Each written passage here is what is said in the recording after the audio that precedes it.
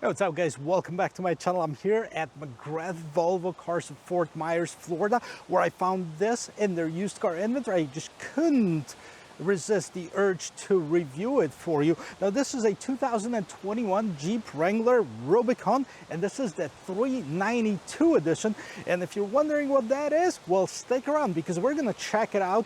Exterior, interior, we're gonna pop the hood and see what that 392 stands for. And then finally at the end of this video, I'm gonna take you for a spin in it. So if you're ready, let's go.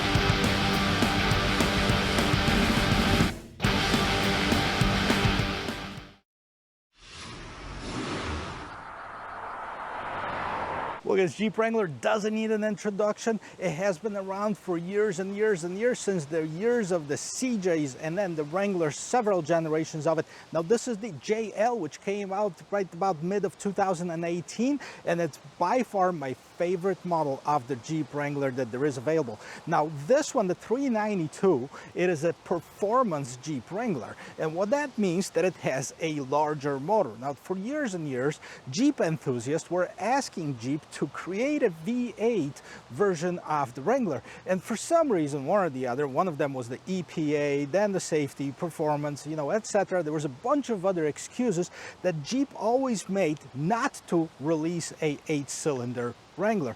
Now, I believe there was one period of time where they kind of had it for, that was before the Wrangler, that was in the CJ version, V8, and then you see a lot of conversions with the V8 Wranglers. Now, what's very strange that a lot of people were putting in a Chevy engines in the Jeep Wranglers, and that probably pissed Jeep off a little bit. Maybe that's kind of prompted this change. But I think what really happened is when Ford released the Bronco, because both of them, as a matter of fact, were announced at about the same time. So Ford said, hey, we're going to do Bronco again, and then Jeep goes like, yeah, we're going to do a performance Jeep, which is 392, which is this one right here. Now, Ford also later said that they're going to release a Bronco Raptor version, which is the performance edition on it, so that's probably solidified the deal as far as coming up with this 392.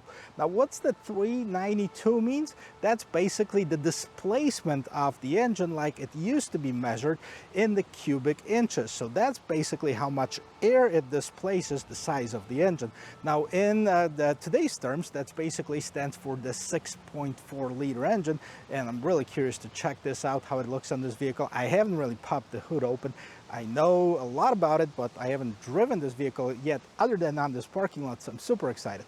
But let's take a look and see what's different between this and the regular Wrangler. Well, one of the obvious differences is the 392 badge that's right on the side of this bulge on the hood. And the bulge heads up with this front hood scoop that allows for the maximum air to help with the cooling of this beast, what's inside of it.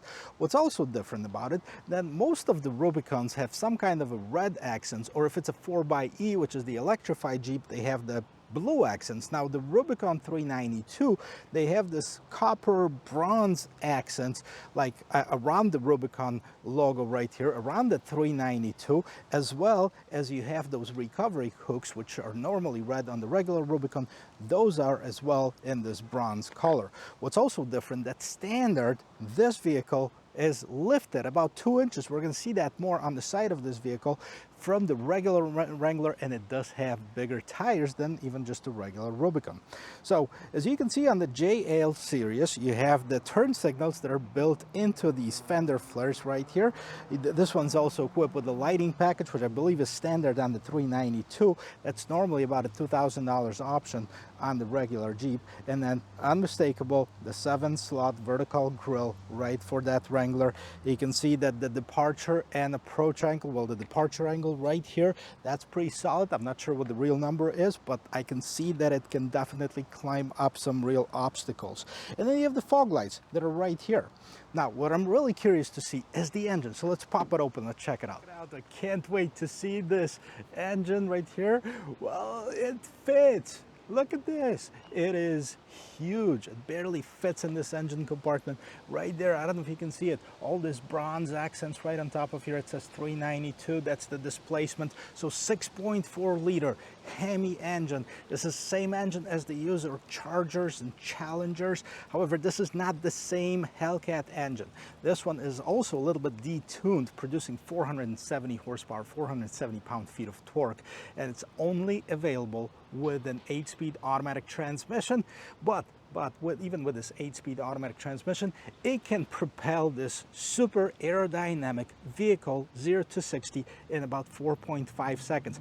More than that, have you ever seen a less than 13 seconds quarter-mile car that looks like this? Because that just tells you that if you put enough power just about anything, it can be a rocket ship. But I'm back in this engine compartment because you can see that scope, right? And hopefully you can read this. It says Jeep Hydro Guide. And I was told that this is to separate the air and water particles just in case you are driving through a torrential downpour or through water, so the water doesn't get into the engine compartment and you can still safely do that. Not sure how that works, but that's what I was told.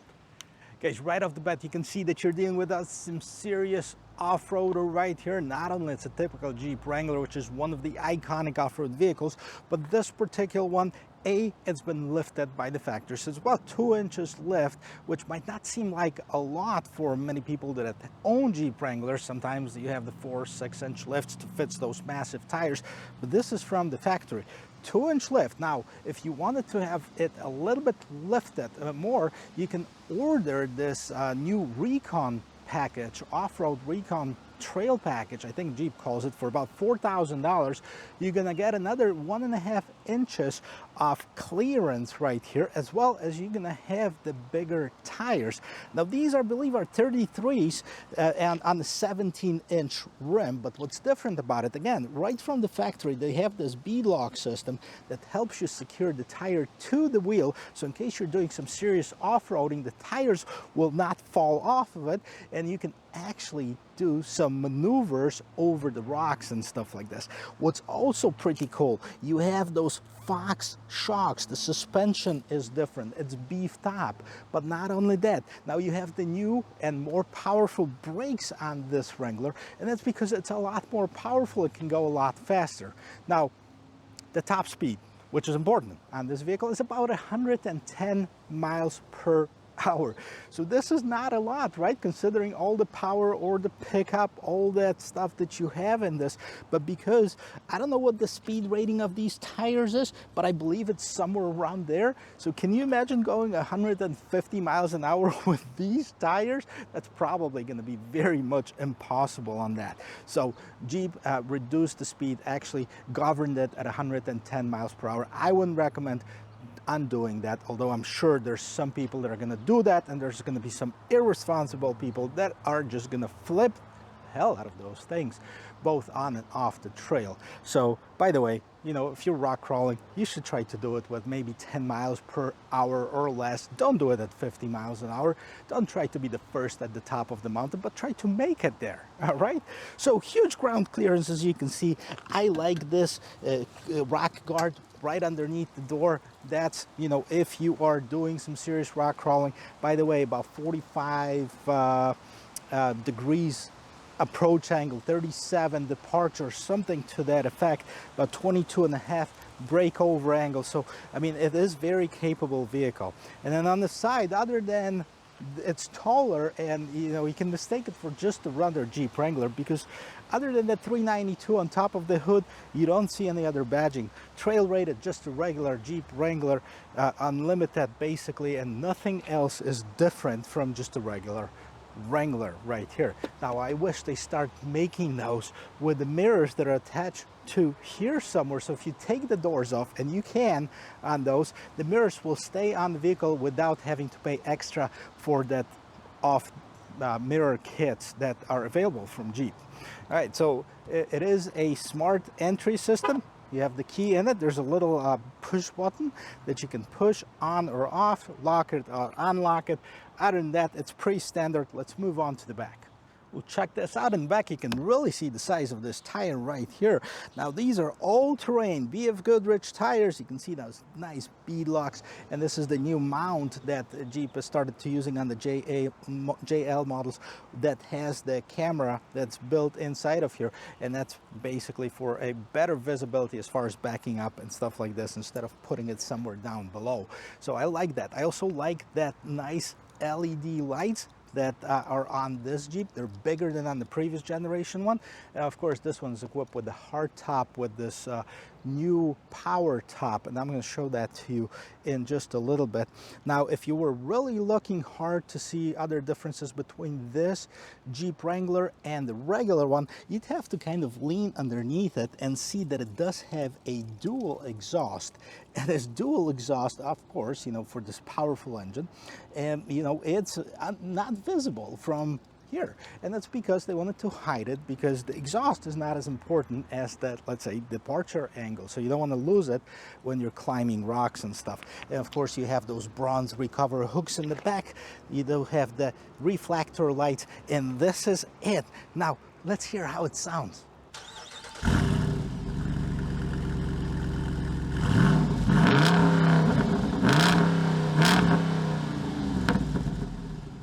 Sounds awesome, right? Now let's open this up. I'll show you, you know, of how much room we have inside of this Jeep Wrangler. So first of all, you open the gate first.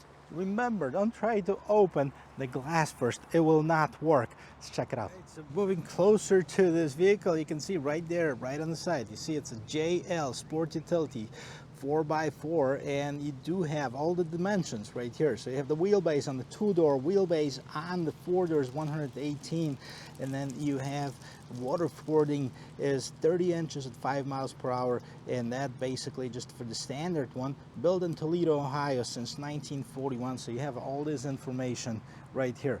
Jeep trail ready, this big tire holder, and right inside of here you can see, so typical for the Jeep Wrangler, you can see these frame right there, basically 12-volt power outlet. Okay, the seats fold down, that's a 60-40 split. Underneath here you have a little bit more storage right here, and then you have, see, you have your storage for the door hinges. You can open this up, and that's underneath here. You have the lift for the vehicle, then you have the hinges for the roof and the windshield. So there's a storage for everything in here. Now there's also a set of tools that allows you to remove the doors, and this one actually comes with the bag that holds the doors. And what's in the bag right here, it's an Alpine stereo, this big subwoofer for a nice sound on town if you're going off-road to scare all the animals and stuff like this. So hopefully you don't do that. Anyways, not a huge cargo compartment. It is still fairly narrow, and that's because of the wheel wells, so it has to house the wheels in behind it, but it's a pretty nice Jeep. All right, I guess this is not the place to be in the Jeep Wrangler. You want to be behind the wheel because you want to be traveling through the off-road and stuff like this, or maybe going 4.5 seconds 0 to 60 in this particular one. But you know, it does have, I guess, substantial space for the back seat. So for short trips, it's definitely going to be enough. The interior is very luxurious for a Jeep, so let me show it to you. As always, we're going to start with the door panel. Nothing to see here really other than this nicely leather wrapped armrest, and it does have some contrast stitching. If you notice, the stitching itself is this bronze color, so it's the same theme as you have on this Rubicon and on the logos. Like in the back, you have this cargo system right inside of this, so you can attach different things to it. You also have this cargo net, and then pretty cool, you know, all season mats by Jeep, so you can see all this kind of mountainous look. And what else do we have here? Right inside of here in the back console, you have the window control. So that's for your rear windows. They're not on the doors because doors can be removed. And then you have a set of USBs, USB-C and the USB port. In addition to that, you have your regular household power outlet. And then you have a little bit more storage right in here. Now, because this vehicle is tall enough, it doesn't have this huge bump in the middle. And the seats, they're leather wrapped. Very nice, okay? Fairly comfortable for, you know, the type of the vehicle that it is. And then this middle seat or middle backrest creates this nice console with the cup holders and with stuff that you can put, I don't know, maybe your phone in here. And that can be locked back in place. This is the back of it. All right, I'm not gonna expect a lot from this sound. Actually, it's pretty good considering that these doors are pretty light because they are removable. And while we're on the inside, you can see that it has the lock-on lock and the mirror controls on the door as well. Again, you know, leather wrapped armrest, and that is it for the door itself. They are removable, so the window controls are somewhere else. Now let's check out the rest of this interior. Before we get inside of it, I just want to show you something. That's another feature on this Rubicon 392, is this kind of bronze embroidered 392 right inside the seats. The seats, again, very solid, looks like a super durable leather material. They are not powered, they're manual adjustments, but that's what they are on all of the Jeeps. Guys, on the interior is the same as any other Jeep. There's really no differences, with the exception, like a lot of those Rubicons, they have this red dashboard, like all of this is red, which, you know, I don't particularly like. I think I would change that to black if I had the chance of it. That might be an opportunity. But, you know, here, it's still, you know, the same Jeep key. Now, it is a switchblade key, so in case you get locked out, battery dies or something like this, you can still open your doors. But the vehicle itself, they have the push button start. Wow, did you hear that? And here, check this out. Right, you have this little Wrangler right there. The middle of the screen is digital, so you can see the speedometer. Then you can choose different options for the middle of the screen, basically. Okay, so what can we change? Press OK to enter screen setup. See, screen setup, you can do center, and what do we have in the center? Manual title, speedometer, none. So those are your options. So you can kind of go through them and check out this whole screen setup, but there's some customization on it. Now on the left hand side, you have a tachometer, and you also have the indicator as far as you're in 4 high, auto, and then you can select 4 high, part-time, neutral, and 4 low. And then of course your gear indicator is right there. The vehicle's got 3,360 miles. This is on the secondary market. So you have the speedometer up to 120 miles, but like I said, it's governed up to 110 miles. And then pedal shifters on the Jeep, right? That's pretty cool. You know, the steering wheel, it's got some contrast stitching right here. Again, that bronze stitching, and definitely it's a typical Jeep steering wheel. Now you have this 8.4, I believe, inch display. So that's the bigger display on the Jeep with their Uconnect system. And you know, it's pretty user-friendly. If you want to look like a full review, look at my other Jeep reviews, because I've already done it. So we're just going to do quickly. You know, you have the map. That's Garmin powered, I believe. And then you have shortcuts right here for climate control. Let's see. That's pretty self-explanatory. There's automatic climate control, and that's 2-zone, right, for the driver and passenger. Then you have controls for the seats. You have the heated seats, heated steering wheel, backup camera. Look at this. Takes up the entire real estate. That's what I'm talking about. It's pretty cool. All right, well, let's close that, and let's go back to controls. You can do settings. Okay, so different settings in here. Back here, different Uconnect apps. Driver heat, passenger seat, Wi-Fi hotspot, SOS, off-road pages. These are always pretty cool, and they take a little bit to load when you first hit that button, but once they are, they're, you know, pretty responsive. So off-road pages, It says maybe lost but never stuck, and you have this little Jeep going the bottom off here. And then so your drivetrain right now, okay, steering angle, you see those numbers change as I turn the steering wheel. Then you can have the accessory gauges. That's all of your temperatures. That's pretty much for the performance vehicle. And then you have the pitch and roll. That's for your off-road. See, we're on the 1% pitch and 1% roll, so the vehicle is not even. And the altitude here, look at this, we're in Florida, 18 feet above sea level, so that's pretty cool. Off-road pages, backup cam, let's move on, heated wheel, mirror dimmer, climate controls, audio settings, etc., navigation. So basic settings that are available here, pretty cool. Down at the bottom you have the shortcuts for a lot of that climate control. Here's a couple cool things that you won't find on the regular Rubicon. Well, one thing, here's the exhaust, right? Performance exhaust, you can turn that on or off. I turn that on, it gets this growl. It's pretty cool actually. And then well, I'm sure this is on other Jeeps too, but instead of the regular recirculating button, you have the icon of a little Jeep Wrangler. Down at the bottom here you have your window controls, and then you have your diff locks, okay, front and rear only, and then off-road plus, and then you have the sway bar that you can disconnect. And here we're not going to do that, of course, but you have the power outlet, your window controls. As far as the media, what do we have? It's undercover, right? Cover, undercover, get it? Auxiliary, USB-C, USB ports, a bunch of auxiliary buttons in case, I guess, you want to put the winch on it, or maybe light bars and stuff like this. And of course you have the regular Jeep shifter with a Jeep Wrangler right on top of it. And then this is where you switch your four-wheel drive modes.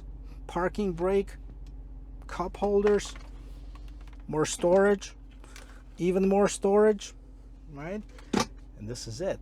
Well, you know, the one thing that it has, and I wasn't too sure about it at first, but now I really like it, is this power roof. Look at this. It slides open. Like basically the top portion of the roof continues to slide open, leaving you basically in like a convertible car.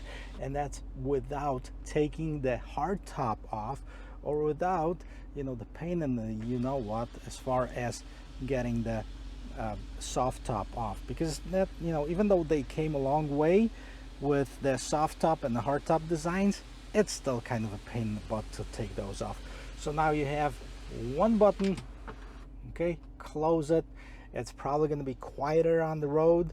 It is an option for the regular Jeep. I think this is standard on the 392, the way it's equipped. And also you can't forget about all those grab handles, because when you're getting in and the car is on an incline, or if you're a passenger and you want to hold on for your life, that's one right here. Anyways, guys, I'm really curious how it drives, so let's take it for a spin. Guys, the way I see it, this is one of the most powerful sport utility vehicles in the world. Definitely one of the most powerful off-roader. Now also another one that you know, it's also Chrysler, is of course the Ram TRX. That's 700 plus horsepower, but that's a completely different animal. So when they first announced that Jeep is gonna come out with the performance engine, I go like, well, that's stupid. Why would you want to have a performance engine in the SUV? Now, I don't know how it drives, and I'm still sure that a lot of people are going to abuse it, and a lot of people are going to cause some accidents, especially, you know, people don't think. They get on the ramp and they go 55, 60 miles per hour. There's a speed limit of, you know, 20 or 25. If they do it with this, you know, they'll flip over. There's no question about it. So a lot of power can cause a lot of stupid people a lot of harm. However, you know, I gotta tell you, if somebody is an experienced off-roader, and if you need that extra power for, you know, maneuvering off-road, maybe a little bit more torque, the low-end torque that you'll get as far as climbing up, that power is definitely useful. So in the right hands, it can cause a lot of good. In the bad hands, it can cause a lot of harm. So let's turn this thing around. You know, I'm not going to compare the turning radius because, of course, it is a body on frame. And speaking of which, the frame has been reinforced, of course, with the 392 as well versus the regular Wrangler, so it has been strengthened. It's stronger frame than on the regular one, and I gotta tell you, I love the sound of it. I didn't think I was going to like it. We're not going to talk exactly about the pricing because I don't have the original sticker. Like I said, this is a pre-owned vehicle, but if you go on the Jeep's website, it says that they start just under $80,000 or somewhere around there. But I got to tell you, with the current chip shortage, supply shortage, good luck finding it at this price. Well, if you will, you're lucky, but I know they're going for a premium. A lot of people are paying over. I'm not even sure what they're selling this for, but you know, as time of this filming, this is available at Volvo Cars of Fort Myers, Florida. 2021, 3,000 miles on it. All right, gotta take it on the road, and then hopefully I'm gonna find a piece of open road where I can actually open it up a bit and see what the power is all about. So, you know, drive-wise, I mean, it's either you are a Jeep person or you're not. So there's really nothing in between. That's why they even have the sticker saying, hey, it's a Jeep thing, you wouldn't understand. And they're right, because, you know, let's face it, it's not the most comfortable ride, but it's never meant to be a plushy, comfortable vehicle. It's meant to be an off-roader that you can take on the road. And they've done a decent job with it. You know, I don't know if I would ever take it on a 1,000-mile journey across the country, but, you know, on the regular drive back and forth as a commuter car, you know, it's perfectly fine. You know, you've seen a lot of those Jeeps that have, you know, 150, 200,000 miles on them. It means people are driving them. So, you know, they are being used. So definitely not bad, especially with all of these amenities that you have inside of this vehicle, the new technology, the navigation system, the safety equipment, all of that helps you drive more civilized machine on the road. Now, it's never going to be a Toyota Highlander basically, or a Kia Telluride, but it's never meant to go against these vehicles.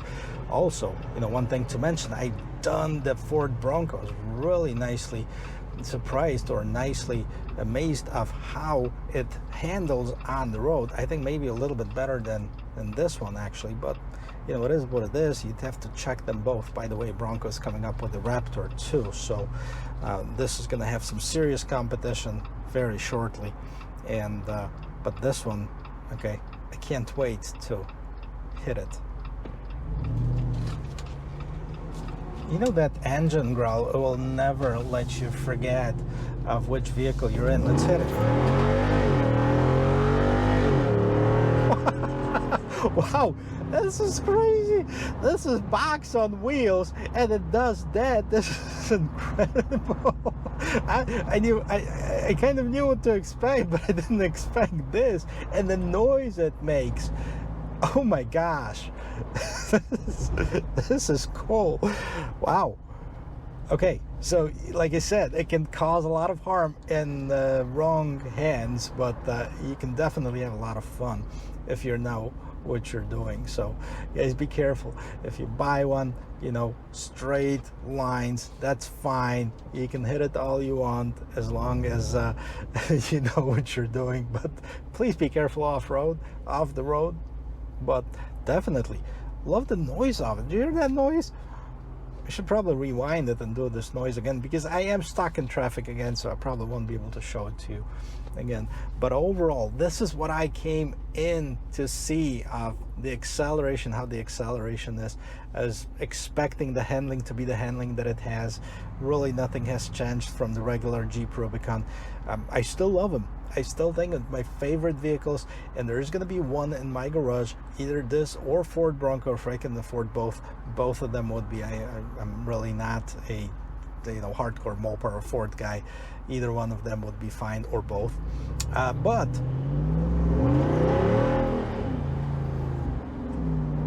had to do it, sorry. But what I was going to say is definitely worth checking out. Yes, it is an expensive vehicle. It's $80,000 plus. Good luck finding it for that. But something different. And why? Because they can. because people will buy it. People paid, you know, tens of thousands of dollars to make a V8 conversion on the Wranglers, and those Wranglers fully loaded would top off over $100,000 anyways. So why not materialize on it, capitalized on it? And Jeep did just that. So I'll give it 2 thumbs up. I'm really excited about this vehicle, and I don't think I would be able to put that in my garage. It's just a little bit off my league, but definitely a Jeep Wrangler would be one day sitting in my garage.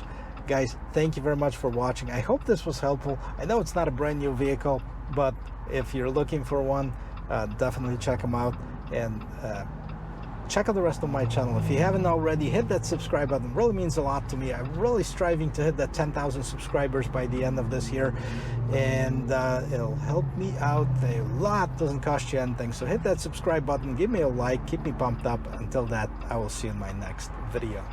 Cheers.